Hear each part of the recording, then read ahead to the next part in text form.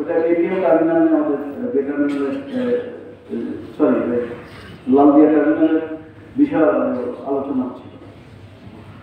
তখন আমি ডাক্তার বলে স্যার একটা অ্যাক্সিডেন্ট হচ্ছে, আগুন হচ্ছে। সাথে সাথে আমি ওখানে বলবো যে বোর্ড প্লেস এটা থাকার দরকার নেই, আমাকে ইমিডিয়েটলি ইয়ে করো, আপডেট দিতে। ডাইরেক্টর সিকিউরিটি উনি বলছেন, সাথে সাথে আমাদের ফায়ার ব্রিগেড চলে গেছে, আমাদের তারপর সবার আগে আমি মেডিকেল পর্যায়ে কল করেছি, সাথে সাথে ওনারা সমস্ত ফায়ার ফাইটিং ভেহিকেল লোক সব পাঠাচ্ছে, দেখছে না। এরপর আমি ওই অ্যাম্বাসেডরকে ওনাকে বলে ওখান থেকে আমি ঘুরে আসি। আমি গিয়ে তারপর ফিজিক্যালি গিয়ে সেই ফায়ার ফাইটিংটা আমরা সুন্দরভাবে ওটা শেষ করেছি।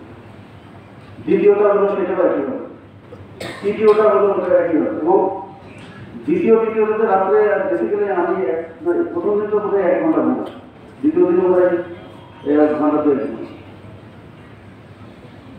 এই যে এতগুলো মানুষ সবাই উদ্ধার হচ্ছে, পানিতে জানা করছে সার্ভিসের জন্য, সবাই উদ্ধার করা হচ্ছে। এবং 2 দিন ধরে, ফার্স্টে তো 2 দিন ধরে আপনার চলতেছে সমস্ত, সারা পৃথিবী সারা দেশ এখানে মানে তাকায় আছে। আমি তো সব জায়গা থেকে টেলিফোন পাচ্ছি। এটা তো অন্য কেউ ফেস করতেছে না, ফেস করতেছে যে চেয়ারম্যান। এখন আপনি বোঝেন যে চেয়ারম্যানের এত প্রেশারের ভিতরে যদি আমরা যদি চেয়ারম্যানের প্রতি কি বলবো যে একটু ইয়ে হয়, মানে ঠিক আছে চেয়ারম্যানের কাজ করতেছে, আমি আমার কাজ করছি, এটা ঠিক হবে?